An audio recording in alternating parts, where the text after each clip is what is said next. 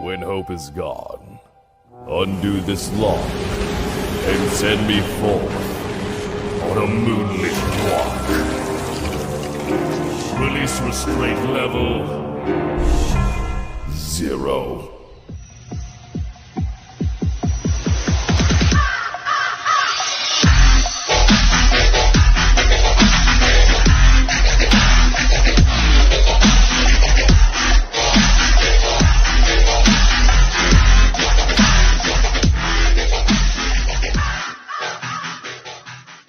Hey kids, wanna see a dead body? Hi guys, this is the Void of the Ravenclaw. Welcome back to another fanfiction story. If you like this type of content, smash the like button and subscribe for future videos and updates that I do post on my community tab frequently. You can get access to any of my early content. Check out the Discord. This is the bargain between an evil god and a villain, part 10. Let's continue where we last left off in our story. Izuku eventually portaled back to his room and went downstairs. He wrote a brief note and pinned it to the refrigerator, telling his mother that he's going out for a little bit. He'll be back later tonight. He's visiting Lulu Midoriya, his aunt, his mother's sister-in-law, his father's sister. Once that was taken care of, he left the house and decided to take the normal way to the Court Blast Tournament Stadium. He could easily go by portal, but he has no intention of doing that while he's in public.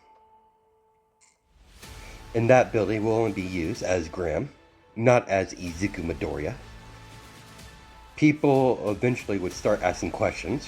Why a civilian has similar powers as the villain called Grimm? He might be able to get away with his blaster skulls, making them differently while he uses them when he's not in his villain gear. He wouldn't be able to explain the Black Shadow portal so easily compared to his other abilities of his quirk. But the portal is not part of his quirk. This is an extra ability he gained.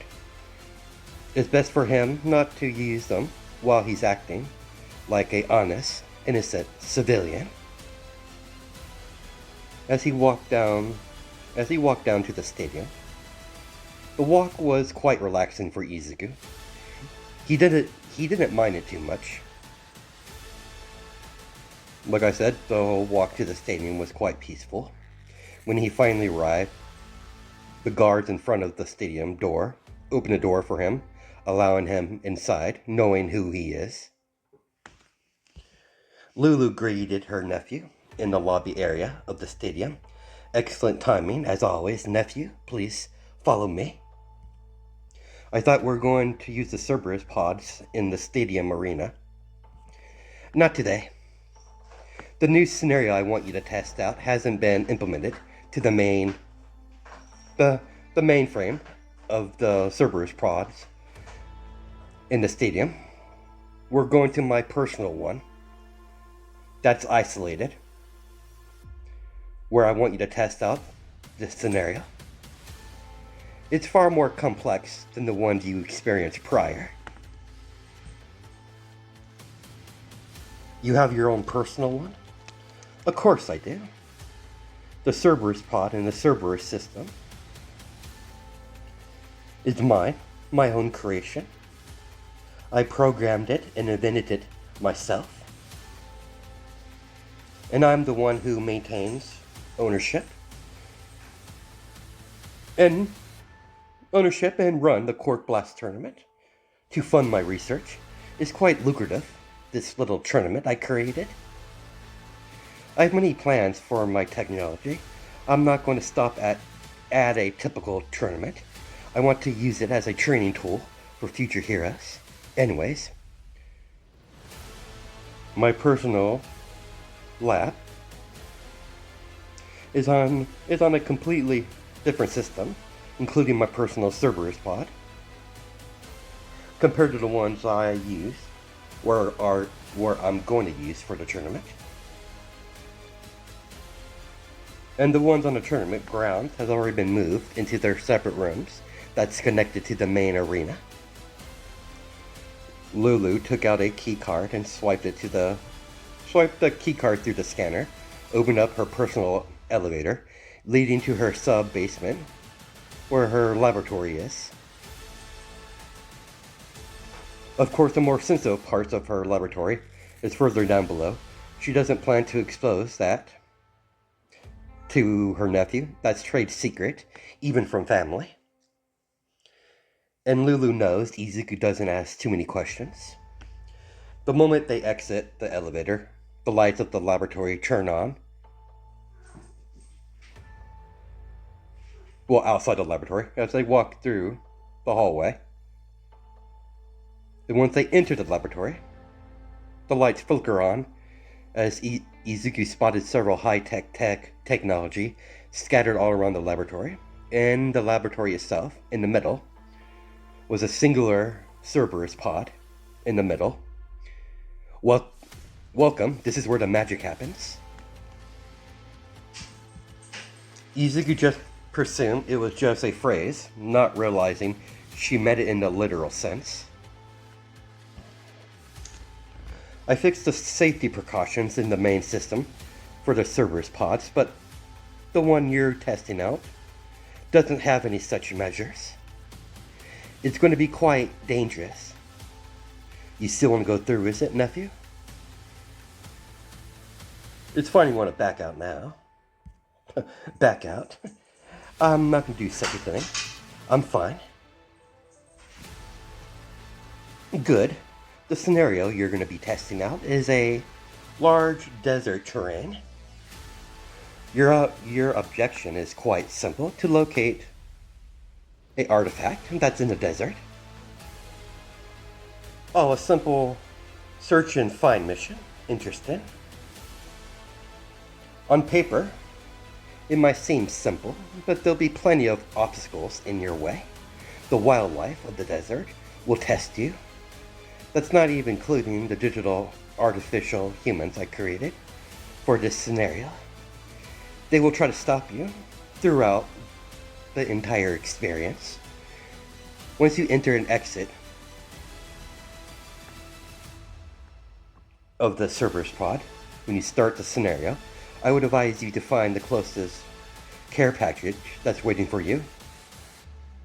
Like in the last scenario, you did.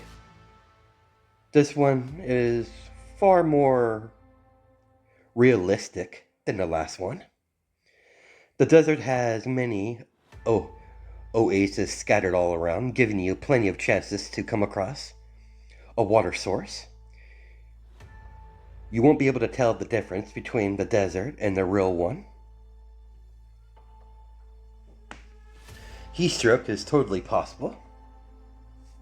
So, try to be careful. When you go in, there's no way coming out until you complete your objection. It's one way. You can't back out once you start. Got it. Let's get started then. A moment, please. It'll take a few moments before everything is booted up. While the system was booting up, Lulu begins to prepare the small device and place it onto her nephew. While they're waiting, everything's running in working order according to my data on my data pad.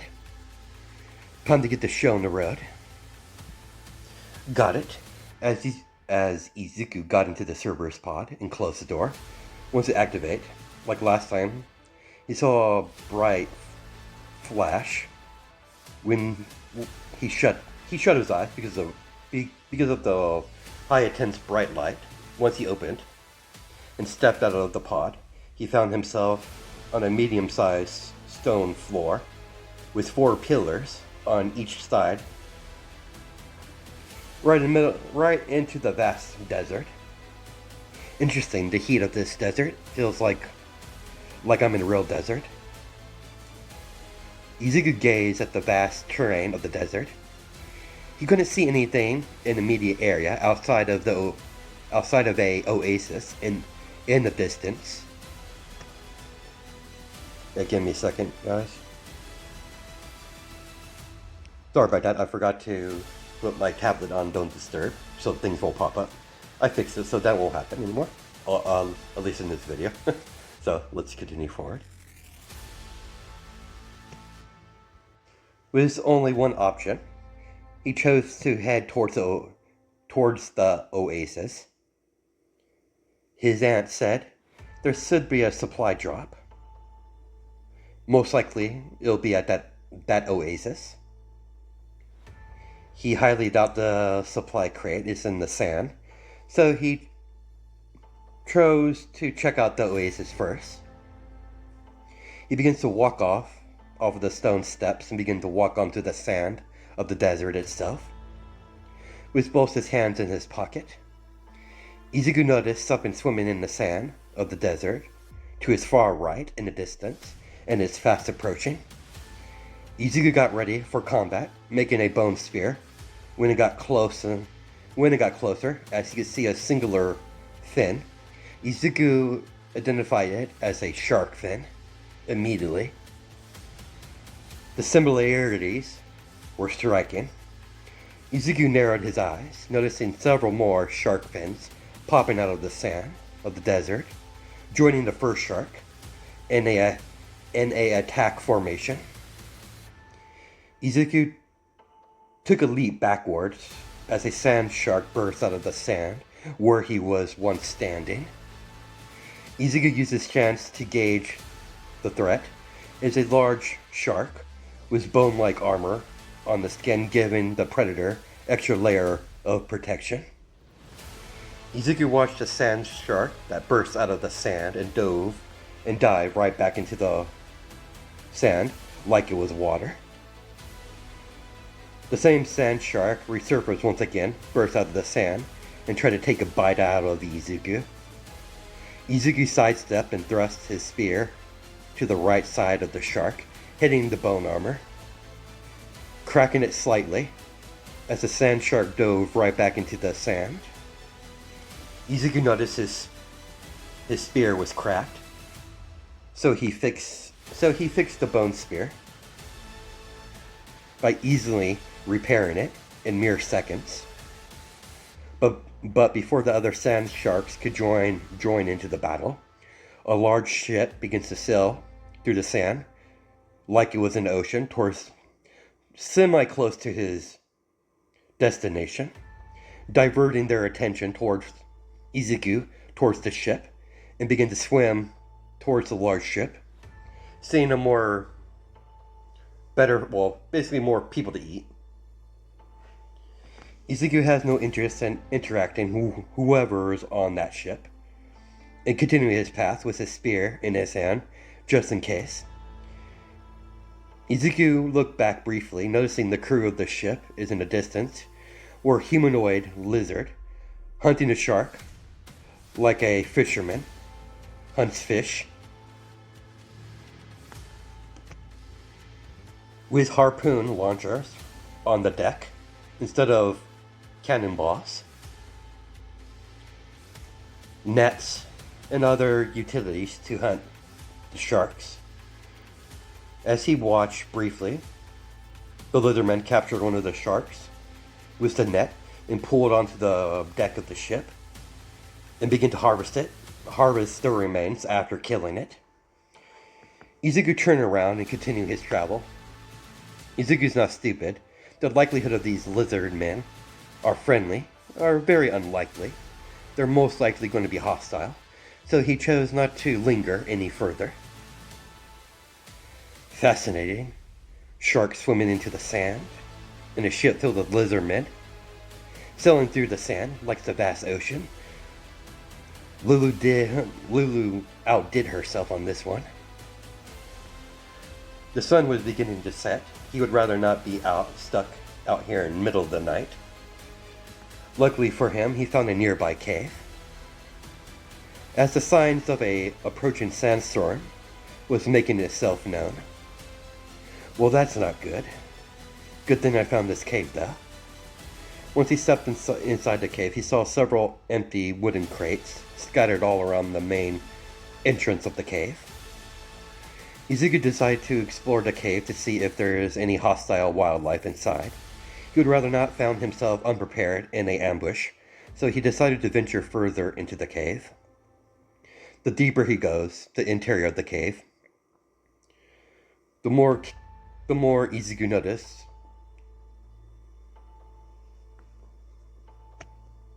things on the ceiling, on the walls, look suspiciously like silk-like webbing, like spider webbing. Izuku did not touch the webbing.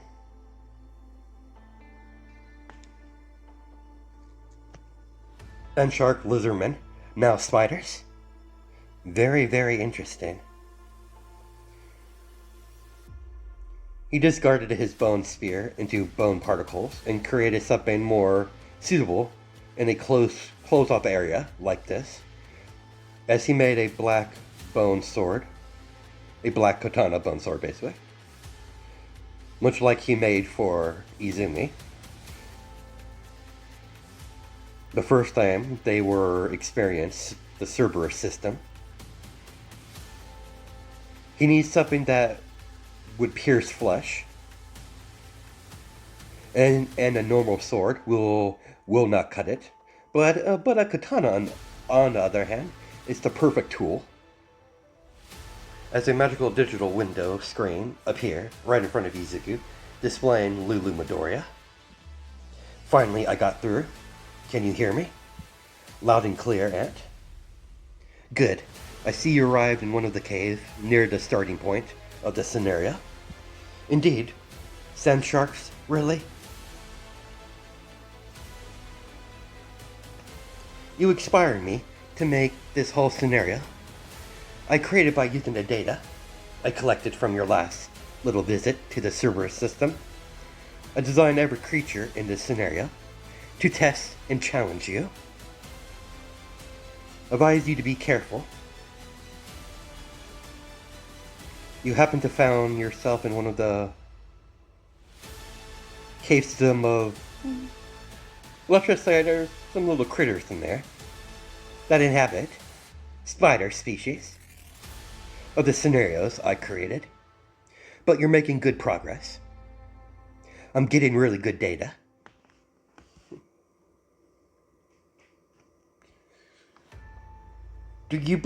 Don't you believe this little scenario is a little extreme for the general population?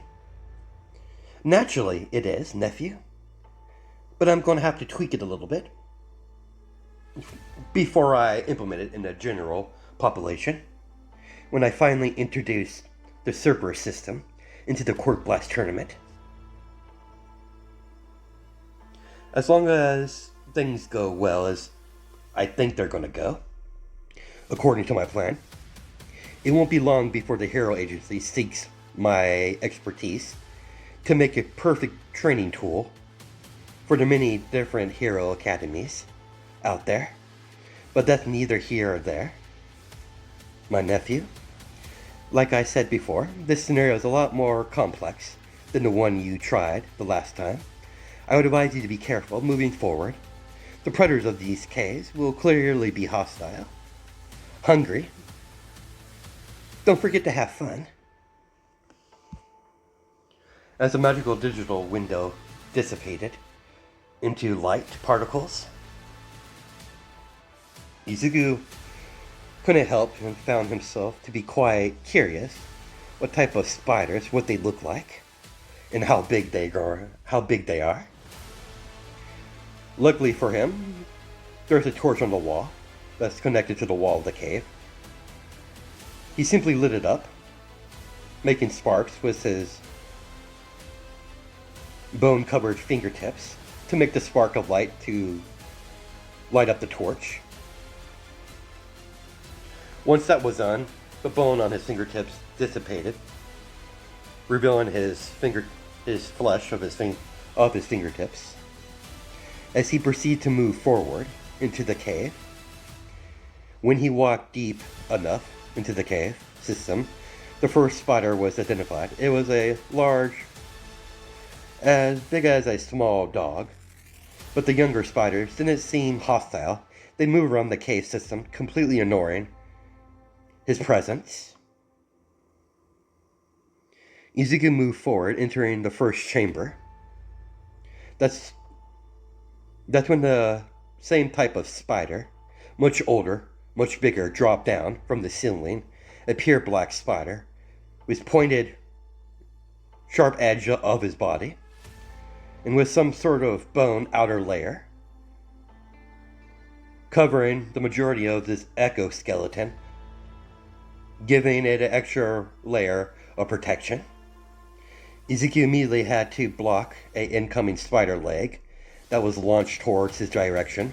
Once the spider leg made contact with his bone sword, sparks was created. Izuku immediately backed off as the spider begins to generate electricity emanating off his body, making its movements of the spider far more faster and deadlier. Then it started to shoot out sparks of electricity towards his direction, forcing Izuku to concentrate on dodging and evading all of the spider attack, either from its deadly spider legs or the burst of electricity being shot at him. Izuku had to create a bone shield in his other hand to negate or outright block the sparks of electricity being shot towards his location.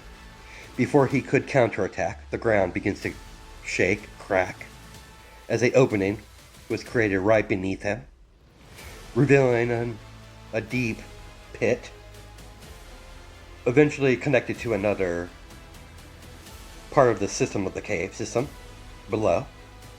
Izuku had no time, as he fell into the depths of the deep pit. As he created a small Gaster Blaster, or Blaster Skull,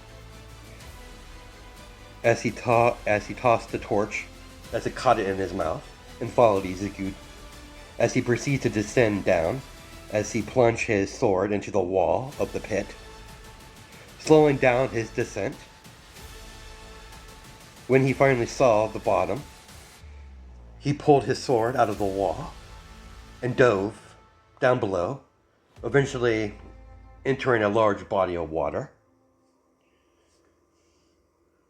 Once he almost reached the end of the pool of the water, he begins to resurface from the water and climb on top of the hard ground. Well, it's basically sand. Found himself in a humongous chamber with a huge temple-like tomb in the middle. And surrounding the temple was sand scattered all around. The same type of spiders that attacked him earlier start to crawl down from the walls in greater numbers. Izuku had no choice but to run towards the temple to seek shelter. He might be able to handle one or two of them, but there's far too many to battle. It would be suicidal. It wouldn't take long for them to overwhelm him. He's outnumbered. And he would rather not be spider food, so his next course of action was perfectly clear. But once he got closer to the temple boundaries, all the spiders separated, like it was forbidden to go any further. Izuku watched the spiders all separate and scurried away. As Izuku approached the main entrance of the tomb-like structure, when the immediate threat was no longer an issue, he turned his attention towards the large door with some sort of mechanism and some sort of keyhole. Well, basically it was a large opening for a key to be fit inside. He looked around the immediate area as he noticed a skeleton on the ground holding onto a large key. As he grabbed the key and placed it in the lock, the mechanism began to make noise as he turns the key. The gears begin to churn as the mechanism inside the door comes to life, as the door slowly opened up, revealing the ancient interior of the temple. The moment he stepped inside, the large pillars, on top of those large pillars, were large torches as they lit up on both sides of the path, leading deeper into the walkway of the main entrance of the temple.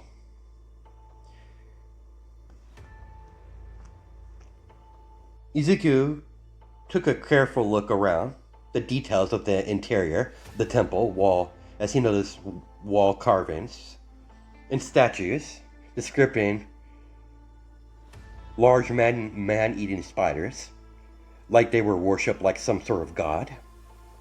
Izuku noticed some of the carvings on the wall describe a location with several round-looking orbs that has symbols sketched into them. One as a spider. Another one describes the symbol of a lizardman, and the other orb was a description of a shark. And the fourth orb, the final one, the description of the symbol on that one was clearly wore off, scratch off, or damage. He couldn't tell what it was. Izuku studied the carving wall, the memorial. I'm not sure what to call it a memorial. The carvings on the wall, basically what it is. Of the orbs, he's trying to decode the story. But what he can see so far, what he understands, the orbs seem to be used as a key to open something up. To what he's not sure. The only way to find out is to collect these orbs. And hopefully that will lead him to the main artifact to clear this scenario. But for now, he has a temple to explore. And if he's lucky, he might find a spider orb here for the first key he needs to collect. So he proceeds to move forward. It didn't take him long to notice he wasn't alone. Several walking skeletons wearing ancient armor and robes patrol the entire interior of the temple. Izuku discarded his bone katana and layered his fists with bone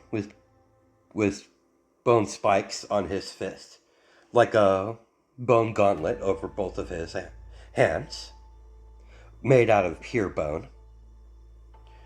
Weaponry is out of the question, like swords and bladed weapons would be useless against walking skeletons. So he decided to take a more barbaric approach by smashing the skeletons with his fists. When Izuku made himself known, as he stepped wide into open in the wide hallway, the first skeleton warrior turned around and charged, swinging its ancient sword. Izuku redirected the blade with his bone gauntlet, then proceeded to throw a punch into the face of the skeleton, sending the skeleton warrior smashing into the wall of the wide hallway of the ancient temple. Izuku did not give the skeleton warrior a chance to counterattack and rushed towards it, and repeatedly smashed his spike bone gauntlets into the skeleton warrior's face, shattering its skull. When he noticed that wasn't working, he saw a glowing round object in the chest of the skeleton that was peeking through the broken pieces of the ancient armor.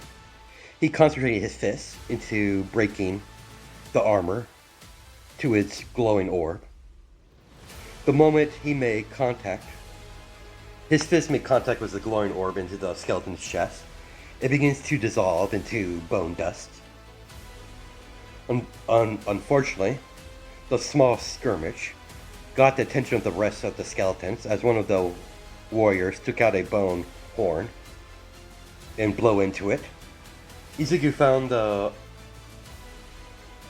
whole thing to be weird, considering skeletons don't have lungs to blow in horns like that, but he chose not to think of it much. As the horn went off, alerting all the nearby skeletons of a intruder, as several of the robe-wearing skeletons, holding onto spears, took a step forward. They pointed their weapons at Izuku, as several more skeleton warriors, themselves known, wielding all types of different type of weaponry, as their reinforcements finally arrived. Izuku only gave them a vicious grin. He pointed his bone gauntlet finger at the skeleton in the robe in the middle, as a bone bullet shot forward, piercing the skeleton in the chest, destroying the only thing that's keeping the skeleton animated, as the glowing orb in his chest shatter.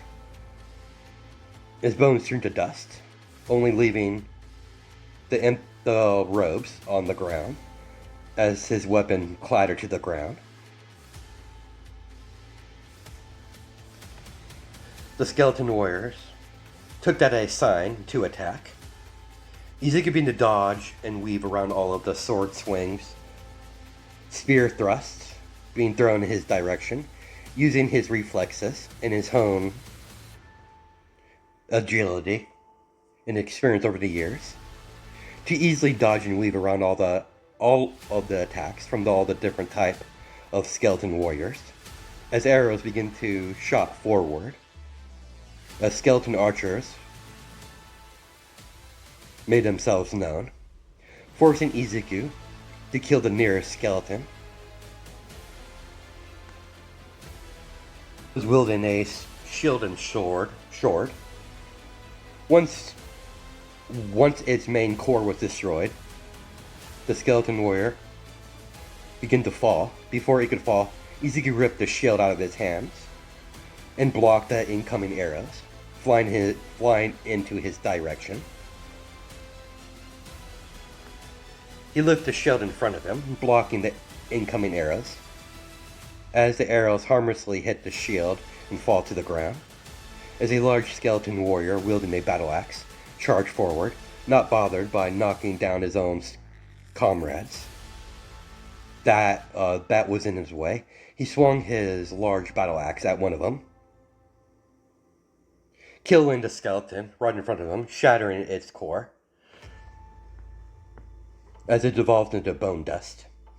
When the large skeleton warrior wielding a battle axe finally got into striking range, Izuku leaped to the side and dodged a swinging battle axe that would have cut him in half if he didn't dodge when he did. Izuku shot several more bone bullets from his fingers by flicking them towards them, only using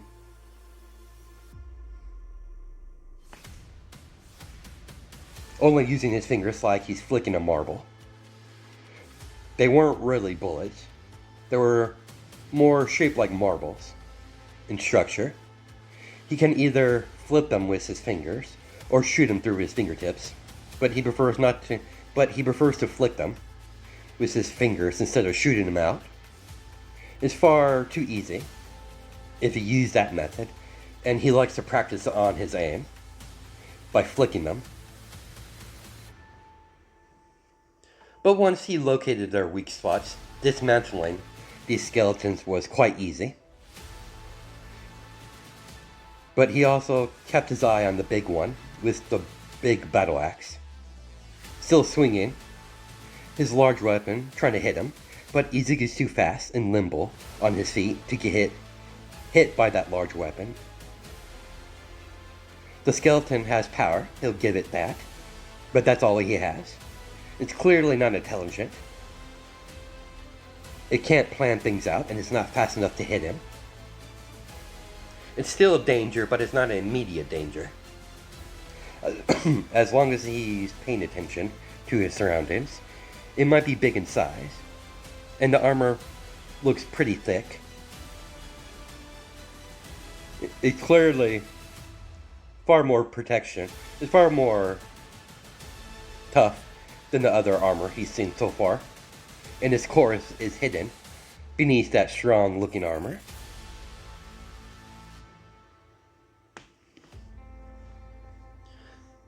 But it's still a skeleton at the end of the day. The oversized bag of bones will be dismantled like the rest. While dodging the battle axe, he continued to flick out his bone marbles using his fingers, cutting down their numbers until there was only one left, leaving him alone in the wide hallway with the singular skeleton that's trying to swing his battle axe. Izuku ducked under his swing and struck the giant skeleton warrior, in the chest, hitting its thick armor, sending the skeleton warrior skidding backwards.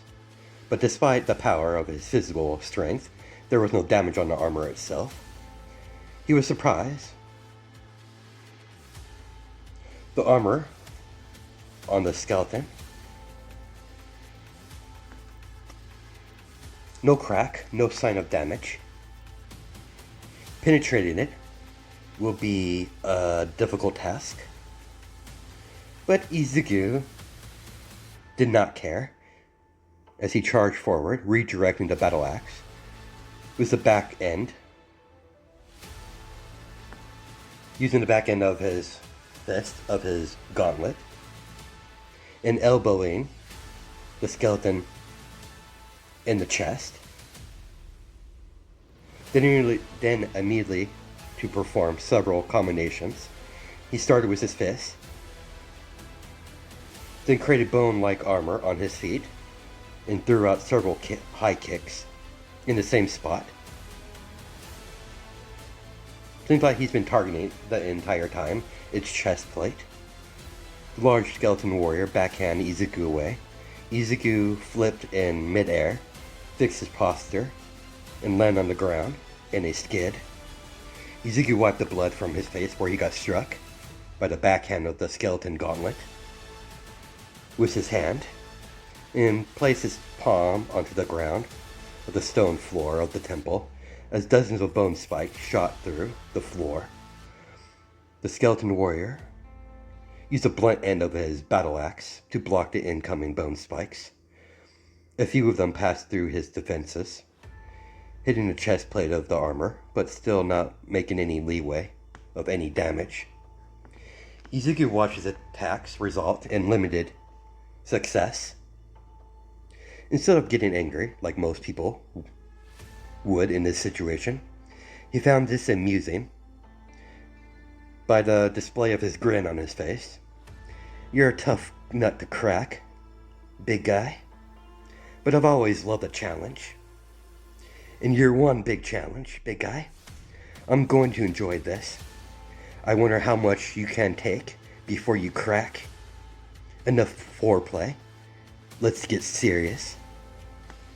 Izuku's eyes begin to glow a bright green color as he charged forward, moving a whole lot faster than he has prior, since this battle started. Before the skeleton warrior could react, Izuku was in midair above the skeleton warrior, with his hand cocked backwards. Izuku only stared down coldly with his glowing green eyes. Then he struck his opponent with strength far more powerful than he displayed prior. Another benefit, side effect that he gained by the contract from himself and the evil god Zelik.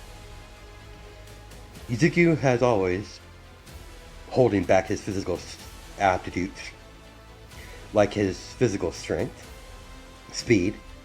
He's nowhere near strength of All Might, but he's far more superior. If he had to put his physical strength on a scale, he would be far more superior than your typical super strength quirk.